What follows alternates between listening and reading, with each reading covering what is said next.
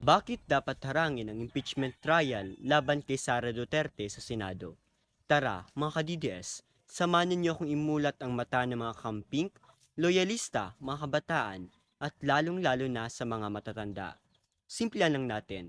Noong May 11, 2026, inimpeach si Sara Duterte ng 257 na kongresista, 25 na kinatawan naman ang hindi sumang-ayon, habang siyam naman ang hindi bumoto. In short, opisyal na ang impeachment at handa nang ipadala sa Senado para sa paglilitis. Habang isinasagawa ang botohan sa Kamara, bigla at agad namang nagbago ang pamumuno sa Senado. Walang paalam, walang mahabang paliwanag.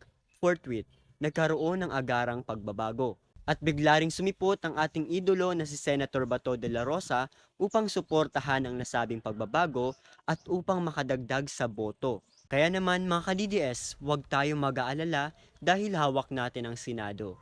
Mas madami ang mga senador na sumusuporta sa mga Duterte kaysa suportahan ang tunay na paglilitis at gawin ang tama o nararapat. Ang tanong, bakit nga ba dapat harangan ang impeachment trial? Una sa listahan, hindi pwedeng malaman ng taong bayan ang mga ebidensya laban kay BP Sara. Harangin ng mga kalyado nating senador ang paglalahad ng ebidensya dahil natatakot silang malaman ng taong bayan kung gaano karumi o kasama ang nagawa ni BP Sara, lalong-lalo na sa usaping pondo ng mga Pilipino. Bilang tapat na DDS, hindi natin kayang mabunyag ang katotohanan. Mas gusto nating manatili sa ating paniniwala at pagpatuloy na magbulag-bulagan. Tama?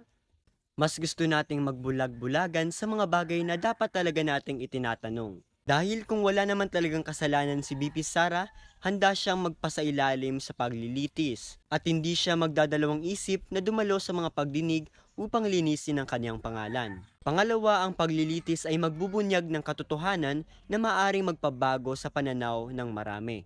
Kapag nagsimula ng proseso, magkakaroon ng pagkakataon ng lahat na marinig ang magkabilang panig. Makikita natin ang mga dokumento at makikilala ang katotohanan. Ang takot lang natin mga ka-DDS na sa halip na papatunayang inosente siya ay mailantad ang mga bagay na dapat ay sekreto lamang. At panguli, dahil gusto lang natin ang sumunod sa kung ano ang sasabihin ng pamilya Duterte, kaya haharangan natin yan. Kahit ano ang sabihin nila, kahit ano ang gawin nila, lahat yun tama para sa atin. Kaya ano ang silbi ng bidyong ito kung hindi mo naiintindihan ng sarcasm na ito? Ha? DDS ka pa rin? Ha?